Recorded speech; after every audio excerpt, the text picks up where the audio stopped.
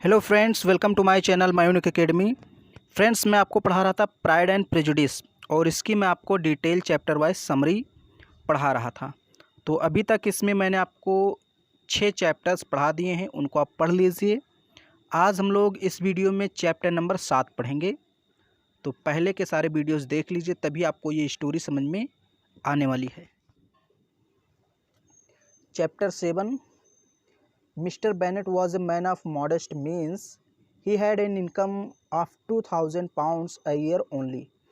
Mister Bennett मध्यम साधनों वाले व्यक्ति थे और उनकी सालाना आय केवल 2000 पाउंड की थी, यानी एक वर्ष में 2000 पाउंड कमा लेते थे।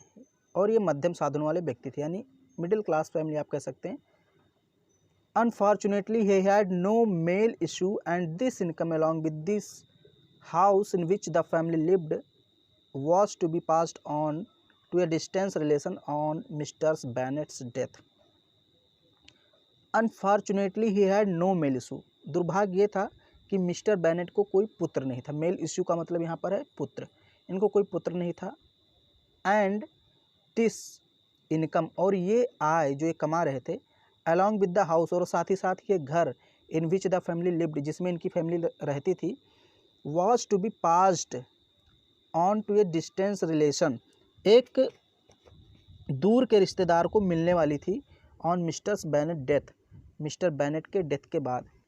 चूँकि मैंने कहा मिस्टर बेनेट को कोई पुत्र नहीं था, उनकी केवल 5 पुत्रियाँ थीं। और इंग्लैंड में ये नियम था उस समय कि अगर आपके पास पुत्र नहीं है तो आप अपना संपत्ति किसी रिलेशन को दे सकते हैं, लड़कियों को नहीं दे सकते हैं। तो उनका दूर का एक रिश्तेदार था, उनको ये संपत्ति मिलने वाली थी मिस्टर बेनेट की डेथ के बाद।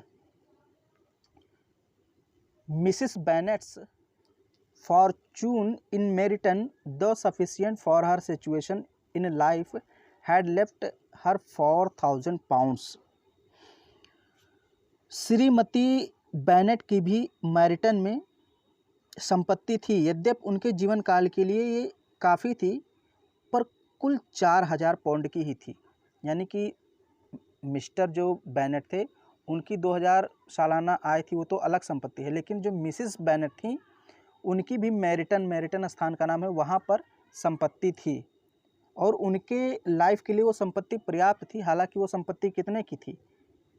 4000 पाउंड्स की कुल संपत्ति मैरिटन में थी। किसकी? मिसिस बेनेट की। और वो भी उत्तराधिकार में किसको मिलने वाली है? रिश्तेदार को। फिर यहाँ पर है किट्टी एंड लिडिया। अब यहाँ पर 2 छोटी बेटियों की बात हो रही है, किट्टी और लिडिया की। ये मिस्टर बेनेट की 2 छोटी पुत्रियाँ हैं।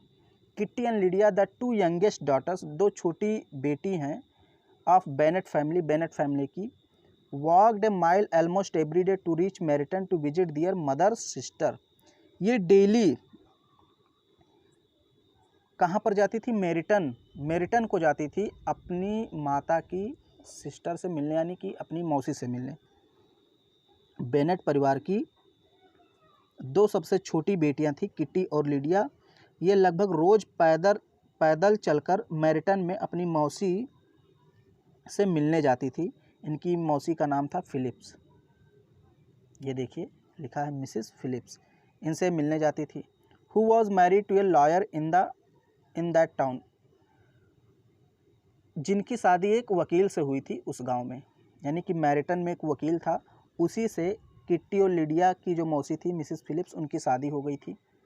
यानी कि मौसा कौन थे? इसके लॉयर थे। एवरी नाइट, प्रत्येक रात, व्हेन दे रिटर्न, जब वो लौटती थी, यानी किट्टी और लिडिया जब अपनी मौसी और मौसा के घर से लौटती थी, दे वर फुल ऑफ न्यूज़, तो खबरों से भरी होती थी, यानी तमाम तरह की खबरें लाती थी अपने साथ में। रिसेंटली, हाल ही में, ए रेजिमेंट ऑफ आर्मी, सेना की एक रेजिमेंट हैड अराइव्ड, आई हुई थी इन मैरिटन में। Kitty and Lydia every day learn more about the officers. Kitty and Lydia daily जाती थी और उन ऑफिसर के बारे में जानकारी एकत्रित करती थी इन मैरिटन में। Kitty and Lydia every day, sorry ये तो हो गया, learn more about the officers, यानी कि डेली जाती थी, ऑफिसर से मिलती थी, उनके बारे में जानकारी प्राप्त करती थी ऑफ द रेजिमेंट के। Soon they started growing acquainted with them, शीघ्र ही किट्टी और लिडिया की उन ऑफिसर से पहचान हो गई, जान पहचान हो गई, बातचीत होने लगी। When they came back home, जब वो घर लौटती थी, they talked about nothing else but the officers, तो वो केवल और केवल ऑफिसर्स के बारे में ही बात करती थी और किसी चीज़ के बारे में बात नहीं करती थी। यानी कि मेरिटन में, अभी तक मैंने जो पढ़ा है उसको समझ लीजिए। मेरिटन में किट्टी और लिडिया की मौसी रहती थी, तो किट्टी लिडिया डेली जाती थी मेरिटन में अपने मौसी के यहाँ, और मेरिटन में ही एक सेना की टुकड़ी आई हुई थी, वहाँ पर बहुत सारे सेना नायक थे, ऑफिसर थे, उनसे जाती थी किट्टी और लिडिया, मिलती थी, बातचीत करती थी, और जब घर लौटती थी तो उन्हीं की बातें करती थी कि वो ऑफिसर इतना हैंडसम था, इतना यंग था, ये सब मतलब जो भी बातें वो करती थी उसमें। मिस्टर बेनेट फेल्ट एनॉयड, लेकिन मिस्टर बेनेट को ये चीज़ बुरी लगती थी, वो गुस्सा जाते थे। एट हिज डॉटर्स, अपनी बेटियों पर। Continual chatter of army officer, जब वो आर्मी ऑफिसर के बारे में बात करती थी तो मिस्टर बेनेट गुस्सा जाते थे। He said that they were two of the silliest girl of the country, Mr Bennet कहते थे कि ये दोनों जो मेरी पुत्रियां हैं किट्टी और लिडिया, ये संसार की, इस देश की सबसे बेवकूफ़ लड़की हैं। वही लिखा है, they were the two of the silliest girls, ये सबसे मूर्ख लड़की हैं ऑफ द कंट्री, देश की।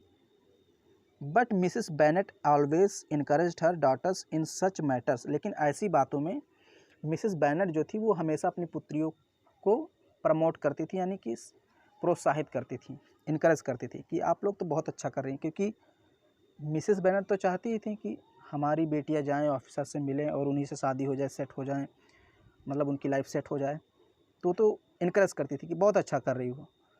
एंड ऑलवेज डिफेंडेड देम, और हमेशा उन बच्चियों को बचा लेती थी, यानी कि पिता के गुस्से से उनको बचा लेती थी।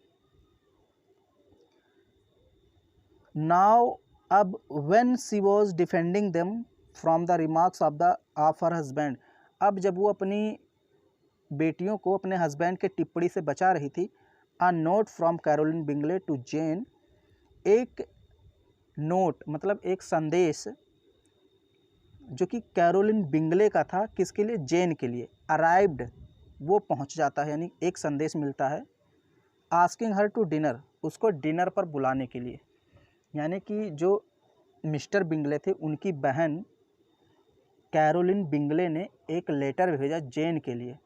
जब ये सारी बातें हो रही थी, किट्टी, लिडिया और परिवार में जो बातें हो रही थी, उसी दौरान कैरोलिन बिंगले का एक लेटर आता है, और उस लेटर में लिखा रहता है कि जो जॉन है, क्या नाम है उनका,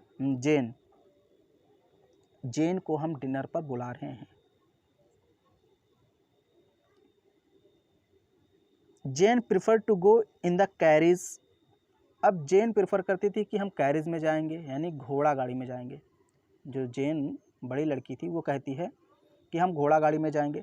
but her mother asked her to go on horseback, लेकिन उसकी माता कहती है कि तुम घोड़ा गाड़ी में नहीं जाओगी, तुम घोड़े पर जाओगी। घोड़ा गाड़ी होता है भाई ऊपर छप्पर टाइप का होता है, बारिश होगी भीगोगी नहीं, और घोड़ा सिंपली एक घोड़ा ही होता है। तो उसकी माँ कहती है आप घोड़े गाड़ी में नहीं जाओगी, सिर्फ घोड़े पर जाओगी। Mister Bennet said goodbye, Mrs Bennet said goodbye to Jane, Mrs Bennet अपनी पुत्री जेन को गुड बाय कहती है एट द डोर, दरवाजे पर, विद मेनी चेयरफुल होप्स, बहुत सारी आशाओं के साथ, ऑफ बैड वेदर, बुरे मौसम की। यानी मिसिस बेनेट जो थी वो ये चाह रही थी कि बारिश हो जाए रास्ते में, ताकि हमारी जो बेटी जेन है वो वहीं पर रुक जाए, यानी मिस्टर बिंगले के घर ही रुक जाए, बारिश हो जाएगी तो रुक जाएगी, आ नहीं पाएगी, और जब वो वहाँ पर रुक जाएगी तो मिस्टर बिंगले और जेन के मध्य बातचीत होगी, अट्रैक्शन होगा, प्यार होगा, फिर वो उसकी लाइफ वहाँ सेट हो जाएगी। तो इसकी विचारधारा ये थी मिसेस बेनेट की, इसलिए कहती थी कि तुम घोड़े पर जाओ, घोड़े गाड़ी पर नहीं। The mother's wishes were answered, यानी कि इसकी जो मम्मी थी, यानी कि मिस्टर बेनेट की जो आशा थी वो पूरी हो गई, but a little too early, लेकिन जल्द ही पूरी हो गई। आशा जो थी, इच्छा जो थी वो पूरी तो हुई, लेकिन जल्द ही पूरी हो गई। जेन हैड नॉट गॉन लॉन्ग जेन पहुंची भी नहीं थी वहाँ पर, यानी कि अधिक दूर तक नहीं गई थी। व्हेन इट स्टार्टेड रेनिंग, कि बारिश होने लगी। यानी जेन की माता जो चाहती थी वो होने लगा, बारिश होने लगी। Jane sister were uneasy for her, Jane's की जो बहनें थी वो थोड़ा सा घबराई हुई थी कि रास्ते में जेन जा रही, बारिश हो रही, क्या हुआ होगा। But their mother was happy, लेकिन उनकी माता खुश थी कि बहुत बढ़िया हुआ, बारिश हो गई, अब जेन वापस नहीं आएगी, अब तो उनके घर ही रह जाएगी। Jane had to spend the night with Bingleys, Jane को अब वो रात बिंगले के साथ ही गुजारनी पड़ेगी, यानी बिंगले के परिवार के साथ ही गुजारनी पड़ेगी। The next morning a note from the Jane arrived for Elizabeth, अगली सुबह जेन का एक खत आता है, एक नोटिस आता है एलिजाबेथ को। सी रोट, वो लिखती है उस खत में, दैट सी हैड ए सोर थ्रॉट, कि उसके गले में थोड़ी सी प्रॉब्लम हो गई है, एंड ए हेडेक, और सिर में दर्द है, and the Bingleys insisted on her staying there, और बिंगले के परिवार ने उस पर एक प्रकार से थोड़ा सा जोर दिया कि आप यहीं पर रुक जाइए, इसलिए मैं रुक गई हूँ। जेन ने एलिजाबेथ को लेटर में लिखा कि जब मैं रास्ते में आ रही थी तो बारिश हो गई थी, मैं भीग गई थी, मेरा सिर दर्द करने लगा, तबीयत ख़राब हो गई, गला ख़राब हो गया, इसलिए बिंगले के परिवार ने हमको रोका और हम यहीं पर रुक गए। Elizabeth became anxious to see her sister, Elizabeth अपने बहन को देखने के लिए उत्सुक हो गई, चिंतित हो गई कि कैसी होगी हमारी बहन, उसकी हालत कैसी होगी। And in the absence of the carriage, और घोड़ा गाड़ी की अनुपस्थिति में, यानी घोड़ा गाड़ी नहीं था, फिर भी डिसाइडेड टू वॉक, उसने पैदल जाने का निश्चय कर लिया। यानी एलिजाबेथ जेन को इतना प्यार करती थी कि उसने कहा मैं अपनी बहन से मिलने जाऊंगी, और घोड़ा गाड़ी नहीं तो क्या, मैं पैदल ही जाऊंगी। She arrived at Netherfield with tired legs, यानी थके हुए पाँव से वो नीदरफील्ड पहुंच गई। Dirty stocking and with her face glowing with the exercise, और उसका चेहरा एकदम धूल से, मतलब आप कह सकते हैं थोड़ा सा भद्दा लगने लगा था, क्योंकि पैदल ही गई थी तो सड़क पे धूल वगैरह थी। उसका जो फेस था वो थोड़ा सा धूमिल हो गया था, आप कह सकते हैं। कपड़े उसके गंदे हो गए थे, डर्टी स्टॉकिंग, कपड़े गंदे हो गए थे, और थक गई थी काफ़ी। Her appearance caused a great deal of surprise, उसके दिखावे ने, यानी जो उसका व्यक्तित्व था, उससे सब लोग आश्चर्यचकित हो गए। But was received with great politeness, लेकिन सभी ने उसको बड़ी विनम्रता से उसका स्वागत किया। यानी कि जो एलिजाबेथ जब पहुंची बिंगले के घर तो सब लोग आश्चर्यचकित हो गए उसको देखकर, ये तो पैदल ही चली आई, देखो इसकी हालत क्या हो गई, कपड़े गंदे हो गए, चेहरे पे धूल लगी हुई है, थकी हुई है। लेकिन फिर भी सभी ने, बिंगले के परिवार ने एलिजाबेथ का स्वागत किया। While mister Bingley was extra polite, जबकि जो मिस्टर बिंगले थे कुछ ज़्यादा ही पोलाइट हो गए थे, मतलब इनको, चूँकि मिस्टर बिंगले बहुत अच्छे आदमी थे तो ये कुछ ज़्यादा ही विनम्र हो गए।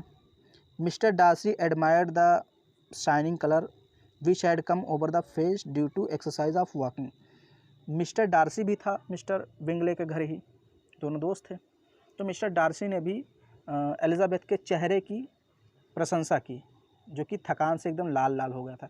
भाई पैदल ही आई थी उतना दूर, तो थकान से उसका चेहरा एकदम लाल हो गया था, रेड हो गया था, शाइनिंग हो रहा था, तो उसकी वो प्रशंसा करता है।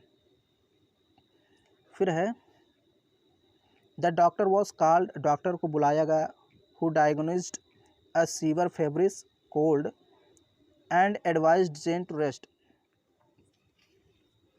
तो डॉक्टर आए, उन्होंने बताया कि चूँकि जेन पानी से भीग गई थी इसलिए उसको ठंड लग गई है और उसकी तबीयत ख़राब हो गई है, और उसको रेस्ट करने के लिए कहा। यानी कि डॉक्टर ने कहा कि जेन को इस समय रेस्ट की ज़रूरत है, आराम की ज़रूरत है।